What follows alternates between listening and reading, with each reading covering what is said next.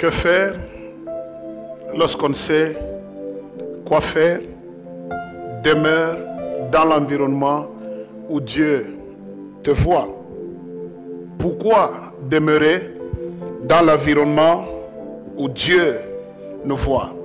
Pourquoi faire confiance à Dieu dans un environnement paradoxal? Un environnement de la mort, un environnement qui semble être un puits perdu à tout décollage dans la vie. En voici certaines raisons. 1. Les voies de Dieu sont insondables.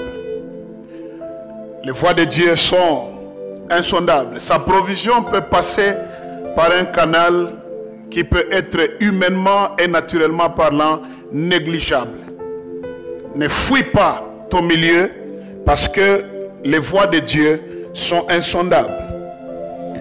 Deuxième raison pour laquelle nous devons demeurer dans notre environnement, c'est parce que Dieu cache toujours le surnaturel dans une enveloppe normale ou une enveloppe qui est naturelle.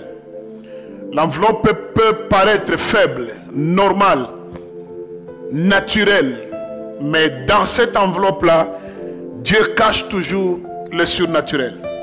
C'est pourquoi ne néglige pas tout ce qui se passe autour de toi et tout ce que Dieu est en train de faire autour de toi.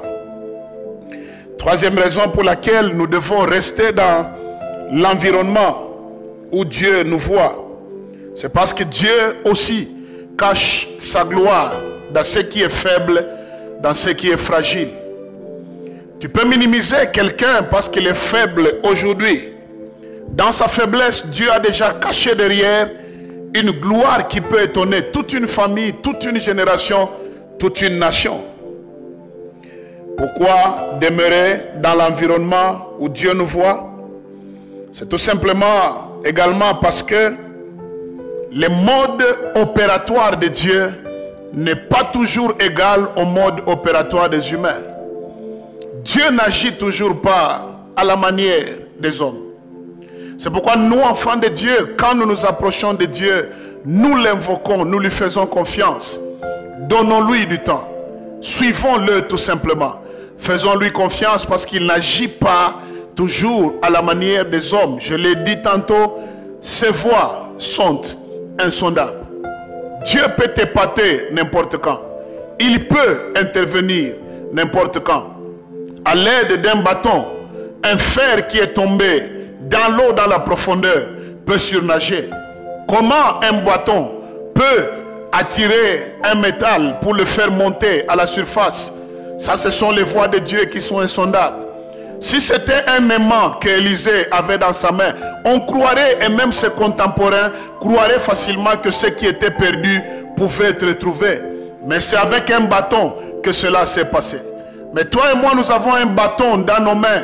Et ce bâton s'appelle la croix de Golgotha. Faisons confiance au Seigneur. Dieu n'agit pas à la manière des hommes. Dieu n'est pas toujours un Dieu de grandes apparences. S'il veut opérer, il passe toujours par des secousses, par le feu, par quoi? C'est un Dieu qui passe également par des apparences qui sont faibles et négligeables. Dieu, la dernière raison pour laquelle tu dois demeurer dans ton environnement, c'est que le Dieu que tu adores et que j'adore, il est le Dieu qui cache les boulangeries et poissonneries invisibles dans un désert. Tu es dans ton désert, Dieu est avec toi. Lorsque tu ne sais quoi faire, continue à lui faire confiance, à rester dans l'environnement où il te veut. La victoire est certaine. Tu es béni.